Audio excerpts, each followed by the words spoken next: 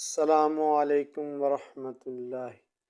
اسلام دین فطرت میں فیضان نسبت ایک اٹل حقیقت کے عنوان پر ہم اپنی سابقہ گفتگو کو آگے بڑھاتے ہیں۔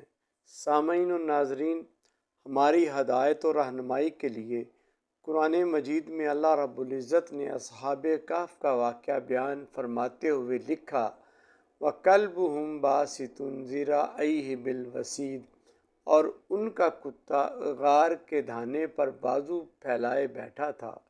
قرآن سے بڑی گواہی کیا ہو سکتی ہے کہ ذات کا کتا بھی ہو مگر نسبت صالحین سے ہو جائے تو اس کا ذکر کلام الہی کا حصہ بن جاتا ہے، اور وہ کتا عام کتا نہیں رہتا بلکہ صالحین کا کتا کہلاتا ہے۔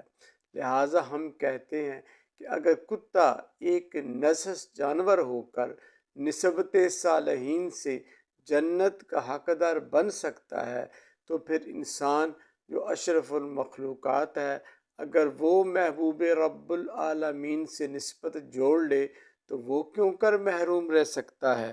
سلطان محمود غزنوی عشق رسول صلی اللہ علیہ وسلم سے سرشار بادشاہ کا نام ہے۔ اس کے خادم خاص ایاس کے بیٹے کا نام محمد تھا۔ بادشاہ کی باپ پر شفقت کے باعث وہ بچہ ایاس کا بیٹا سلطان محمود کے قرب و جوار میں ہی کھیلتا رہتا، جس سے بادشاہ اس بچہ سے مانوس تھا۔ لہٰذا کبھی کوئی معمولی کام ہوتا تو اس کو محمد کہہ کر آواز دے کر بلا لیتا تھا۔ ایک بار سلطان محمود بیت الخلاء میں تھا کہ اسے پانی کی حاجت ہوئی۔ اس نے دیکھا وہ بچہ قریب کھیل رہا تھا۔ سلطان نے یوں آواز دی کہ اے ایاس کے بیٹے، لوٹے میں پانی لاؤ۔ اسی روز موقع پا کر ایاز نے سلطان محمود سے عرض کی کہ اے بادشاہ سلامت، میرا بیٹا مجھ سے پوچھ رہا تھا کہ کیا بادشاہ ہم سے ناراض ہے، کیونکہ پہلے وہ مجھے میرا نام محمد لے کر بلاتا تھا مگر آج اس نے مجھے ایاس کا بیٹا کہہ کر بلایا ہے۔ اب سنیے بادشاہ کا جواب۔ کہا، میں اس وقت بے وضو تھا اور ناپاک جگہ پر تھا، اس لیے میری غیرت ایمانی نے گوارا نہیں کیا کہ نام محمد خواہ کسی کا بھی ہو بے وضو میرے لب پہ آئے۔ مریض عشق رسول ہوں، مجھے اور کوئی دوا نہ دو، یہی نام میرا علاج ہے، یہی نام لیتے رہا۔ ناظرین، اور پھر تاریخ کے اوراق گواہ ہیں کہ یہی سلطان محمود غزنوی جب 1873 میں 33 سال کی عمر میں فوت ہوا تو غزنی میں مدفون ہوا، اور اس کی وفات کے 100 سال کے بعد جب 1974 میں غزنی کے علاقے میں زلزلہ آیا تو اس کی قبر میں بھی شگاف پڑ گیا، اور زمانے نے دیکھا کہ 1 صدی کے بعد بھی وہ عاشق رسول جو حضور صلی اللہ علیہ وسلم کی ذات تو بڑی بات ہے، ان کے نام کی نسبت کی بھی تعظیم و توقیر کرتا تھا۔ وہ قبر میں ایسے لیٹا تھا جیسے ابھی دفنایا ہو، اور کفن تک کو مٹی نے نہیں چھوا تھا۔ اسی لیے ہم کہتے ہیں، جبیں میلی نہیں ہوتی دہن میلا نہیں ہوتا، محمد کے غلاموں کا کفن میلا نہیں ہوتا۔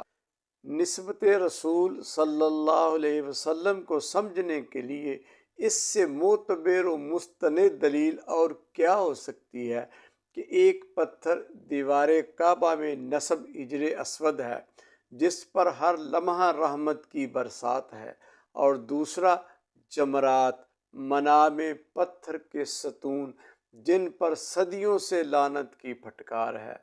دونوں اللہ کی کائنات کے پتھر، مگر جس کی نسبت رسول اللہ سے ہو گئی اسے بوسہ دینے کو ہر کوئی بے قرار، اور جس کی نسبت شیطان سے ہو گئی اسے کنکریاں مارنے کو ہر کوئی تیار۔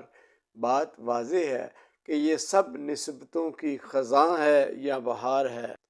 معروف متفق علیہ حدیث، سیدنا عمر فاروق رضی اللہ عنہ حجر اسود کا بوسہ لینے لگے تو رک کر خطاب کیا، اے حجر اسود، میں جانتا ہوں کہ تو ایک پتھر ہی تو ہے جو کسی کو نفع دے سکتا ہے نہ نقصان، مگر میں تمہیں اس لیے بوسہ دے رہا ہوں کہ تجھے میرے رسول نے بوسہ دیا ہے۔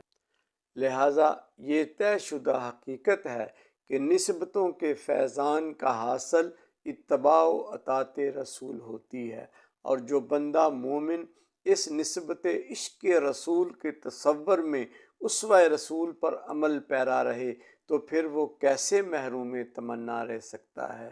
اسی لیے آؤ جذبہ عشق رسول میں جھوم جھوم کر پڑے کہ جس کی دربار محمد میں رسائی ہوگی، اس کی قسمت پہ فدا ساری خدائی ہوگی۔